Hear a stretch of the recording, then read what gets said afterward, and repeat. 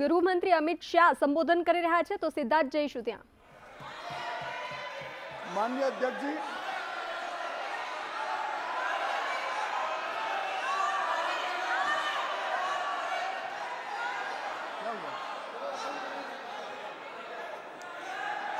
माननीय अध्यक्ष जी, जिसको जाना है डरिए जाने दो, मत, डरिए मत। अरे भाई डरो मत। नो नो, जिसको जाना है जाने दिया, ऐसे क्यों? प्लीज, कोई भी सदन में रुक सकता है, जा सकता है। माननीय प्लीज अध्यक्ष जी, प्लीज, नो नो। माननीय अध्यक्ष जी,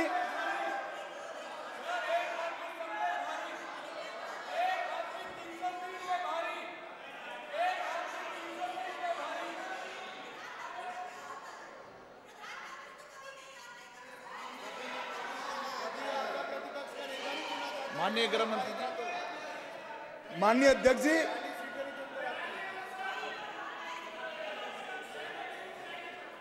कल का दिन भारतीय संसद के इतिहास में स्वर्ण अक्षरों से लिखा जाएगा। कल गणेश चतुर्थी थी, कल संवत्सरी थी, कल नए सदन का पहली बार कार्य का श्री गणेश हुआ और कल ही के दिन वर्षों से जो लंबित था वो महिलाओं को आरक्षण अधिकार देने का बिल इस सदन में पेश हुआ। माननीय अध्यक्ष जी, आपके माध्यम से मैं इस सदन के नेता और देश के प्रधानमंत्री श्रीमान नरेंद्र मोदी जी को हृदय से साधुवाद देना चाहता हूं कि 140 करोड़ की आबादी में 50% जिसका हिस्सा है वो मातृशक्ति को सच अर्थ में सम्मानित करने का काम माननीय प्रधानमंत्री जी ने किया है। माननीय अध्यक्ष जी, ये जो संविधान संशोधन है, ये संविधान संशोधन जैसे ही दोनों सदन सबके सहयोग से पारित करते हैं, उसके साथ ही देश की लोकसभा और देश के सभी राज्यों की विधानसभाओं में 1/3 स्थान मातृशक्ति के लिए आरक्षित हो जाए। इसलिए ये बिल के अंदर अनुच्छेद 239 ए जो दिल्ली की विधानसभा से संबंधित है, उसमें बदलाव लेकर मेरे साथी मंत्री मेघवाल जी आए हैं। नया अनुच्छेद 330 ए जो लोकसभा में 1/3 मातृशक्ति का आरक्षण करेगा। नया अनुच्छेद 332 ए जो राज्यों की विधानसभा में 1/3 मातृशक्ति का आरक्षण करेगा और इसके साथ साथ एससी और एसटी वर्ग के लिए जितनी भी सीटें रिजर्व है उसमें भी 1/3 सीटें मातृशक्ति के लिए आरक्षित हो जाएगी। माननीय अध्यक्ष जी, इसके साथ महिलाओं के अधिकार की एक लंबी लड़ाई का अंत हो जाएगा और जिसकी कल्पना इस G20 की बैठक में सम्माननीय नरेंद्र भाई ने समग्र विश्व के सामने रखी, वुमन लेड डेवलपमेंट, उसके नए युग के श्री गणेश इसी बिल से होने जा रहे हैं। क्योंकि अब इस देश की माता, इस देश की मातृशक्ति, इस देश की बेटी न केवल नीतियों के अंदर अपना हिस्सा पाएगी, नीति निर्धारण करने में भी अपने पद को सुरक्षित कर पाएगी। माननीय अध्यक्ष जी, कुछ पार्टी के लिए महिला सशक्तिकरण एक पॉलिटिकल एजेंडा हो सकता है, कुछ पार्टियों के लिए महिला सशक्तिकरण, माननीय अध्यक्ष जी, एक राजनीतिक मुद्दा हो सकता है। कुछ पार्टियों के लिए महिला सशक्तिकरण का नारा ये चुनाव जीतने का एक हथियार हो सकता है, परंतु मेरी पार्टी और मेरे नेता नरेंद्र मोदी जी के लिए महिला सशक्तिकरण राजनीतिक मुद्दा नहीं है।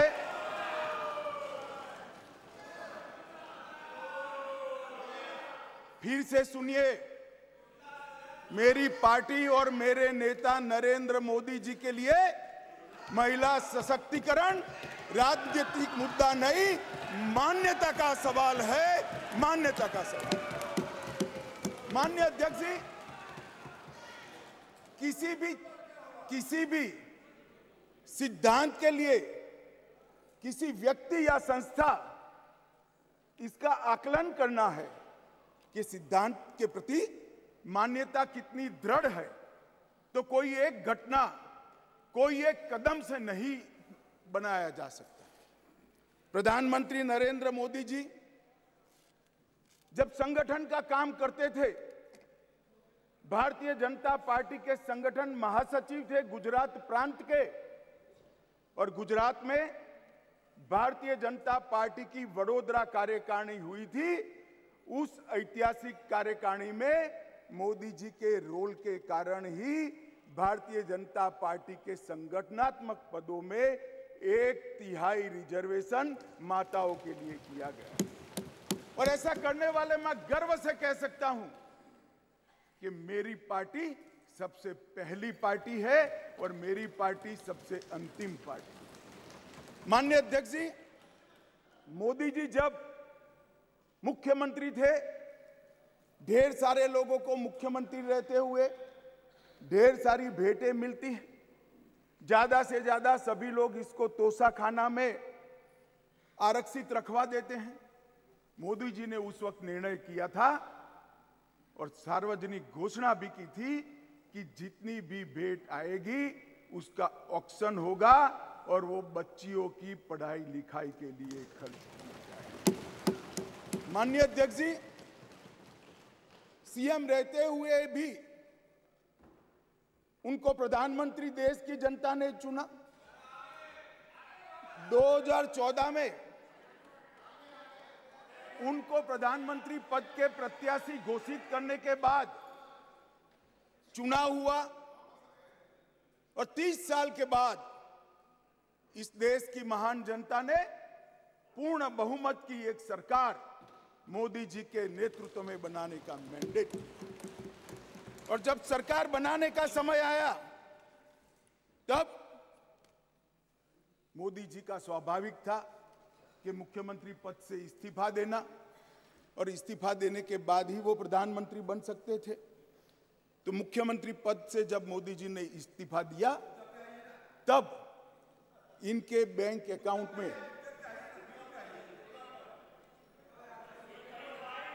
माननीय अध्यक्ष जी, भाई उनको जवाब न दो।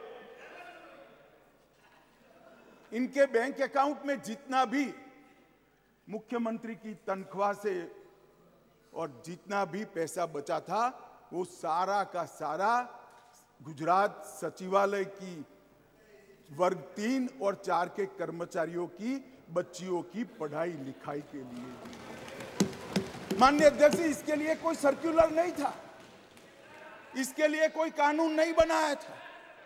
यही मोदी जी थे, जब गुजरात के मुख्यमंत्री थे, तब बेटी बचाओ बेटी पढ़ाओ का नारा देश भर में दिया, और गुजरात में उनके प्रयासों से, जन जागृति के माध्यम से कोई कानून के बगैर लिंग अनुपात के अंदर बहुत बड़ा परिवर्तन कर लाखों बेटियों को पृथ्वी पर आने का अधिकार इस नरेंद्र मोदी जी ने। धूम धपकी धूप में मई महीने में पटवारी से लेकर मुख्यमंत्री तक पूरी की पूरी सरकार 5 दिनों तक गर्ल चाइल्ड एनरोलमेंट के लिए गांव गांव में जाती थी। कोई कस्बा ऐसा नहीं होता था जहां पर सरकार के पदाधिकारी नहीं जाते थे। पंच, सरपंच, जिला पंचायत के सदस्य, तहसील पंचायत के सदस्य, विधायक, सांसद, मुख्यमंत्री, मंत्री, सभी लोग जाते थे और बच्चियों को पढ़ाने के लिए, उनके एनरोलमेंट के लिए और ड्रॉप आउट रेशियो के कम करने के लिए, उनको फिर से पुनः दाखला दिलाने के लिए गांवों में निवास करते थे। माननीय अध्यक्ष जी, बेटी बचाओ बेटी पढ़ाओ, इसका परिणाम क्या था? एक और तो लिंग अनुपात में बहुत बड़ा अंतर आया और दूसरी ओर कांग्रेस पार्टी जो लेगेसी छोड़कर गई थी गुजरात में, उसमें प्राइमरी एजुकेशन में 37% ड्रॉप आउट रेशियो था और मोदी जी जब मुख्यमंत्री से प्रधानमंत्री बनने के आए तब वो 30% ड्रॉप आउट रेशियो घटकर 0.70%। माननीय अध्यक्ष जी, इसलिए मैं कहता हूं कि हमारे लिए राजनीतिक मुद्दा नहीं है, हमारी मान्यता का मुद्दा है, हमारे स्वभाव का मुद्दा है, हमारी कार्य संस्कृति का मुद्दा है। माननीय अध्यक्ष जी, जहां तक नरेंद्र मोदी जी की केंद्र में सरकार बनी, ये कह रहे हैं कि पहले भी हुआ था, पहले रोक लिया गया, ये सब बातें तो मैं बाद में बताता हूं। परंतु ये जो महिला सशक्तिकरण की बात है, ये संविधान संशोधन से जुड़ी हुई नहीं है। महिलाओं के लिए सुरक्षा, सम्मान और सहभागिता, ये तीनों चीजें जिस दिन मोदी जी ने इस देश के प्रधानमंत्री पद का शपथ लिया, जिस दिन से भारतीय जनता पार्टी की सरकार बनी, इस सरकार का श्वास और प्राण दोनों बने हुए हैं। माननीय अध्यक्ष, कई ऐसी चीजें हैं जो हुई है। आज मैं कहना चाहता हूं माननीय अध्यक्ष जी, जिस दिन मोदी जी इस देश के प्रधानमंत्री बने, इस देश के 70 करोड़ लोग ऐसे थे जिनके घर में बैंक अकाउंट नहीं था। मोदी जी ने जन धन योजना चालू करी, बैंक अकाउंट खोलने का अभियान चालू किया, 52 करोड़ बैंक अकाउंट खोले गए और 52 करोड़ बैंक अकाउंट में से 70% बैंक अकाउंट माताओं के नाम से खोले गए। माननीय अध्यक्ष जी, माताओं के नाम से आज महिला सशक्तिकरण हुआ है। सारी योजनाओं का जो पैसा जा रहा है, माननीय अध्यक्ष जी, किसने 10 मिनट दिए मुझे? आप वहां बैठकर टाइम दोगे? अरे सुनने की आदत डालो भाई, आप वहां बैठकर मुझे टाइम दोगे? माननीय सदस्य प्लीज, मैं मेरी पार्टी के टाइम में बोल रहा हूं। आप कौन फैसला करने वाले होते हैं? माननीय गृह मंत्री जी। माननीय अध्यक्ष जी, आज कोई भी स्कीम का पैसा जाता है तो वो महिला के बैंक अकाउंट के अंदर जाता है। माननीय अध्यक्ष जी, कांग्रेस ने इस देश में 5 दशक से ज्यादा शासन किया। 11 करोड़ परिवार ऐसे थे जहां शौचालय नहीं था। गरीबी हटाओ के नारे दिए, मगर गरीबों की कोई व्यवस्था नहीं कर पाई थी। और जब एक घर में एक शौचालय नहीं होता है तो मान्यवर, सबसे ज्यादा तकलीफ युवा बेटी, बहन और मां को होती है। मान्यवर, शौचालय न होने की पीड़ा तो वही जान सकते हैं जिनके घर में युवा बेटी हो और शौचालय न हो। 11 करोड़ घर ऐसे थे जिनके घर में शौचालय नहीं था। मोदी जी ने पहले 5 साल के अंदर ही 11 करोड़ 72 लाख। सदन की सहमति हो तो इस विधेयक के प्रस्ताव को पारित होने तक और चर्चा होने तक सदन का समय बढ़ाया जाए। माननीय गृह मंत्री जी। मान्यवर, ये 11 करोड़ 72 लाख शौचालय बने, किसका एम्पावरमेंट हुआ? ये 11 करोड़ 72 लाख शौचालय बनने से माताओं का, बहनों का, बेटियों का सम्मान हुआ, उनका सशक्तिकरण हुआ। 10 करोड़ परिवार धुएं से युक्त थे। कंडे और टहनियां जलाकर आंख का नेत्रमणि खत्म हो जाता था, फेफड़े फाइब्रोसिस से भर जाते थे। 10 करोड़ घरों में एलपीजी का मुफ्त कनेक्शन देकर माताओं का सशक्तिकरण करने का काम किया। 3 करोड़ से ज्यादा माताओं को घर दिया और वो घर माता के नाम से करने का काम हमारे प्रधानमंत्री नरेंद्र मोदी जी। मान्यवर 12 करोड़ घर ऐसे थे जहां पीने का पानी नहीं था। अब जो समाज के अंदर रहते हैं, जो जमीन को जानते हैं, उनको मालूम है कि घर में पीने का पानी नहीं है तो पीड़ा सबसे ज्यादा किसको होती है, किसको ज्यादा तकलीफ होती है। घर में पीने का पानी नहीं है तो घर की माता को ही तकलीफ होती है। 12 करोड़ परिवारों के घर में नल से जल पहुंचाने का काम नरेंद्र मोदी जी। हर घर के अंदर 80 करोड़ लोगों को हर घर में प्रति व्यक्ति प्रति माह 5 किलो अनाज फ्री ऑफ कॉस्ट देने की शुरुआत की। जब चूल्हा नहीं जलता है ना मान्यवर, बच्चे भूखे रहते हैं तो सबसे बड़ा चूल्हा तो नहीं जलता है मगर माँ का दिल जलता है। मान्यवर, माँ का दिल जलता है। ये भूखे परिवारों को 5 किलो अनाज प्रति व्यक्ति देने का काम हमारे नेता नरेंद्र मोदी जी ने। 3 करोड़ 18 लाख सुकन्या समृद्धि खाते खोले। मान्यवर, 3 करोड़ महिलाओं को मातृवंदना योजना के तहत फायदा पहुंचाया। मान्यवर, लगभग 26 सप्ताह का मातृत्व अवकाश, पेड मैटरनिटी लीव देने का काम हमारे नेता नरेंद्र मोदी जी ने। और एम्पावरमेंट क्या होता है माननीय अध्यक्ष जी? आज दुनिया भर में विमान उड़ाने वाले पायलट में महिलाओं की संख्या 5% है, भारत में 15% है और ये 10 साल में बढ़ेगी। इसको एम्पावरमेंट। मान्यवर, हम ये जो बिल लेकर आए हैं,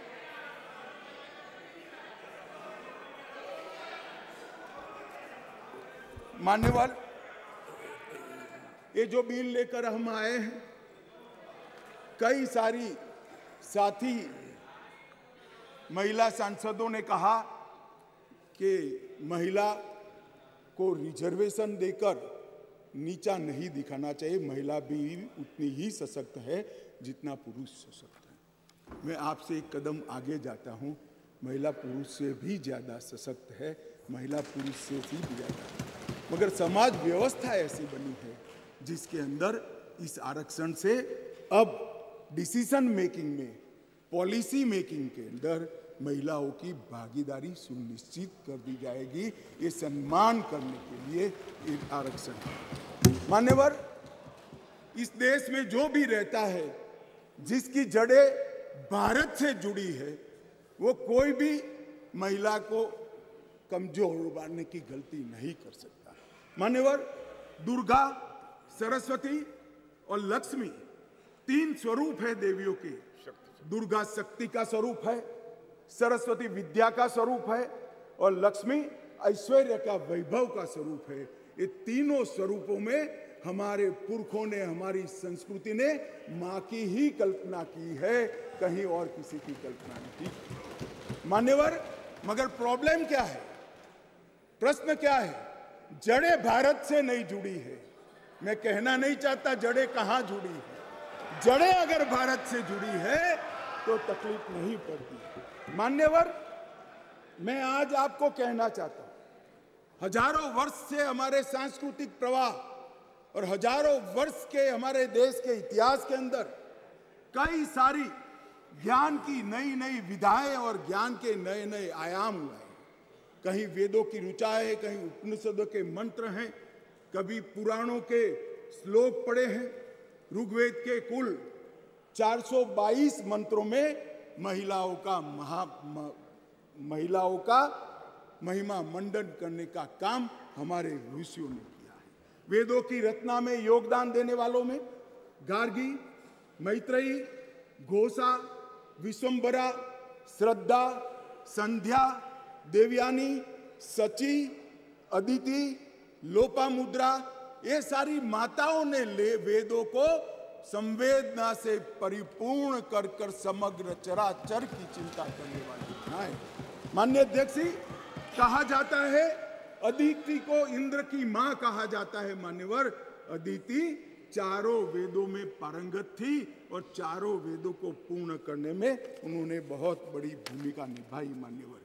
मान्यवर, शासन की बात करें तो 10वीं शताब्दी में कश्मीर की रानी दिद्दा, कातकीय वंश की रुद्रमा 13वीं शताब्दी में रानी दुर्गावती, शिवाजी को शिवाजी बनाने वाली जिजाऊ, रानी चेन्नम्मा, महारानी अब्बका और महारानी लक्ष्मीबाई को इस देश का समाज और इतिहास कभी भूल नहीं सकता।